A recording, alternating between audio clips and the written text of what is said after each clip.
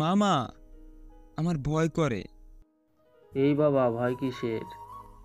ওই মেয়েটা তো আমার থেকে বড়। তাদের সমস্যা কি? তুই রূপবান ছবি দেখিসনি? দেখছি তো, সে ছোট একটা ছেলেকে বিয়ে করে।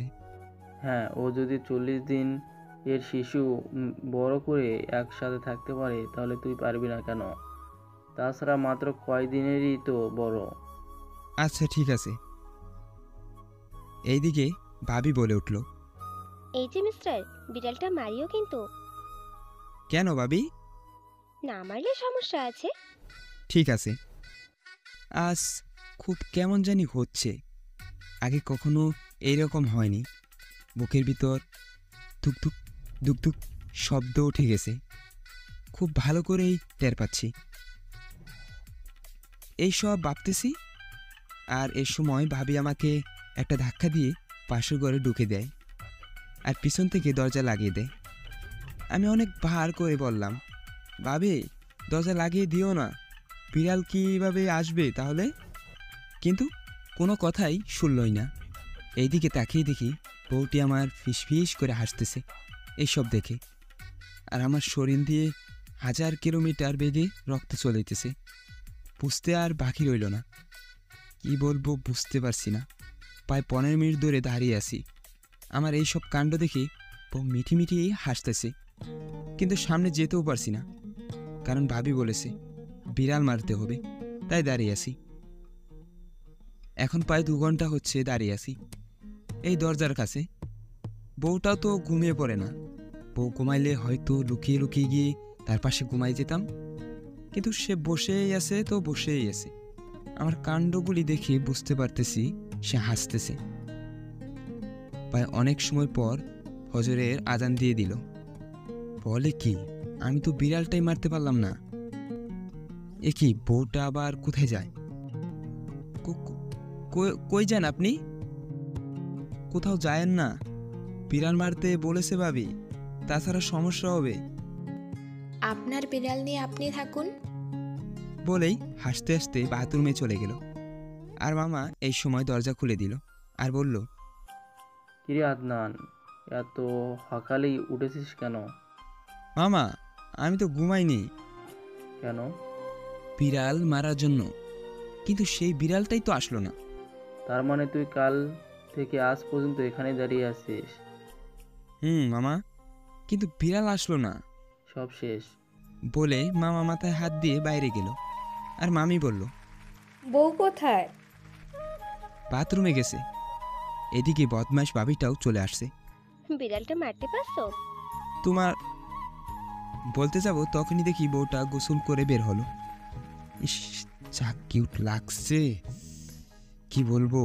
আমি কখনোই ভাবিনি আমার বউটা এত সুন্দর, একদম রূপনগরের রানীর মতো দেখতে। তারপর আমাকে আর বউকে বাইরে নিয়ে গিয়ে দুইজনকে 2 চেয়ারে বসিয়ে দিয়ে সবাই দেখতেছিল। তখনই ভাবি আবার বলে উঠল, তোমাদের দুইজনের চোখ দেখতেছি লাল লাল, ঘুমাওনি মনে হয়। না ভাবি, একদমই ঘুমাতে পারিনি। বিড়ালের কি হলো? তুমি দরজা বন্ধ করে দেওয়ার জন্য বিড়াল আসতে পারেনি। তাতে কি হয়েছে?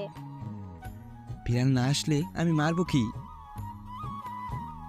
এই কথা বলার সাথে সাথেই সবাই হি হি করে হেসে উঠল, তার সাথে আমার বউটিও। নিজেকে খুব অপমানিত বোধ করলাম, তাই ওখান থেকে উঠে চলে আসলাম একটি ঘরে, যেয়ে ঘরে কেউ নেই। এসে দিলাম একটা ঘুম থেকে উঠে দেখি মামা দাঁড়িয়ে আছে। মামা, কিছু বলবা? তুই ঘুমাস এখানে আর আমরা সবাই তোকে খুঁজে হয়রান। ঘুম ধরছিল তাই। এখনো শ্বশুর বাড়িতে যেতে হবে তোকে। তোমার যাবা না? তোর শ্বশুর বাড়ি আমরা কেন যাব? তুই আর তোর বউ যাবি। নিচে গাড়ি অপেক্ষা করছে, তাড়াতাড়ি আয়। মামা আমি যাব না। কেন? শরম করে। গালে হাত দিয়ে নিচে এসে দেখি বউটি আমার একদম রানীর মতো সেজে গুজে অপেক্ষা করছে আমার জন্য। তারপর চললাম শ্বশুরবাড়ি। গাড়ির ভিতর একটা কথা হয়নি। বউয়ের দিকে যে কয়বার তাকাইছি, সব বাড়ি দেখি খালি মিঠি মিঠি করে হাসে। তাই শরমে এতে আর তাকাইনি।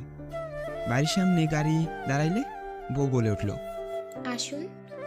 হুম। তারপর তার ঘরে গিয়ে আমাকে তার বিছানায় বসিয়ে দিয়ে কই যে গেল আর খোঁজ পাওয়া গেল না। তারপর দেখি একটা মেয়ে এসে আমাকে বলল, দোলাভাই আসেন, আপু আপনাকে ভাত খেতে বলেছে। তারপর ভাত খেয়ে ঘরে আসি। এর মধ্যে দাদি শাশুড়ি বলে ওঠে, নাতি জামাই বিড়ালটা কি মারছো? না দাদি, ভাবি দরজা লাগিয়ে দিয়েছিল, তাই বিড়াল আসেনি, তাই পারিনি মারতে। হাসতে হাসতে চলে গেল। অনেক সময় পর বউ আসলো, এসে আমার পাশেই বসে পড়ল আর বলে উঠলেন, রাতে বিড়াল মারার জন্য ওইখানে দাঁড়িয়েছিলেন কেন? আসলে বিড়ালের জন্য। কিন্তু বিড়াল তো খাটে ছিল, আপনি দেখেননি? না তো, আর আপনিও বলেননি কেন খাটে ছিল? হাসেন কেন? এদিকে আসুন। তারপর আমার কানে কানে বলল। বিড়াল কিন্তু এখনো আছে, দেখবে? আমি মাথা নাড়িয়ে হ্যাঁ বললাম। বিড়ালটা এখন আপনার সামনে দাঁড়িয়ে আছে। মানে আপনি?